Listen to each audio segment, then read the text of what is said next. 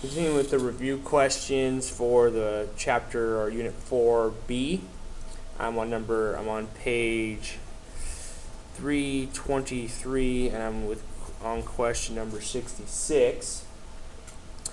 And it says find the secant of the arc sine of 4 over 5. Okay.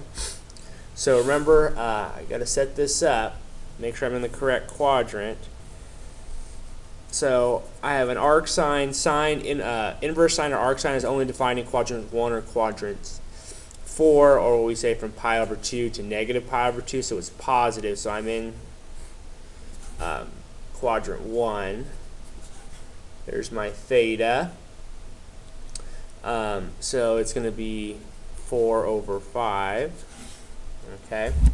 So the secant is r over x, so I need to find this side. So this is going to be a 3, 4, 5 triangle if I use Pythagorean theorem.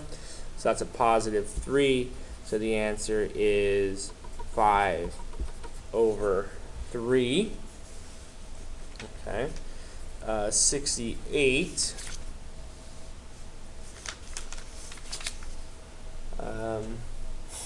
is the cosecant of the arc tan of negative 12 over 5. Okay. So now I'm looking at setting up my triangle here. Okay. So tangent is defined from x has to be between pi over 2 and negative pi over 2. I cannot actually use those values because tangent is undefined right there. So if I have a negative tangent, I have to be here in quadrant 4 because I need one of my values to be positive and one of them to be negative. Okay. So tangent is defined as y over x. So I have a negative 12 and a positive 5. Right?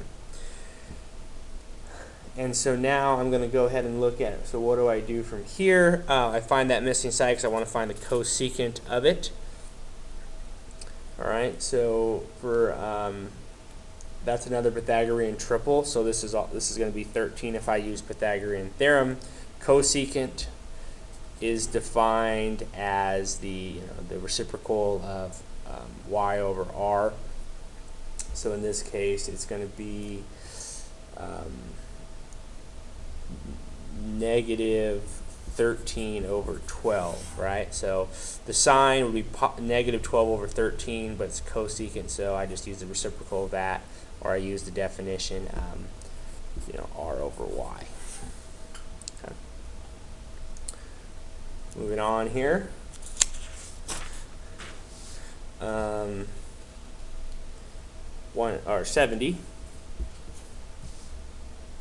70.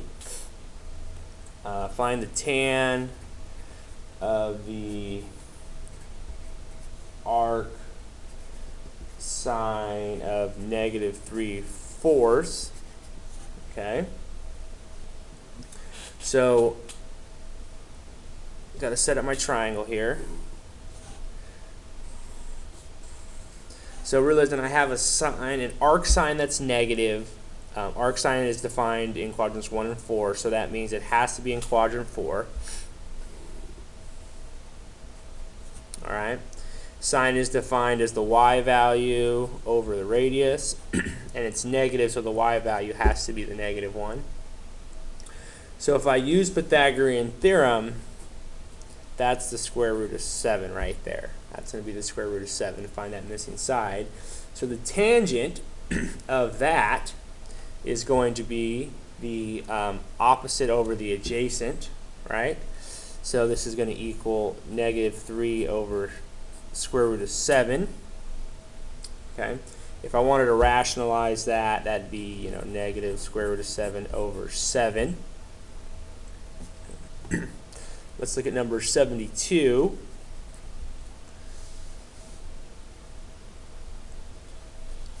So number 72 says cotangent of arc tan 5 over 8. Okay, so I'm going to set up my triangle here. The tangent's positive, so we've got to be up here in quadrant 1. That's the opposite over the adjacent sides, or the y over the x. Okay. If I use Pythagorean theorem to find this radius, that's the square root of 89. Okay. So the cotangent, okay, for the cotangent being the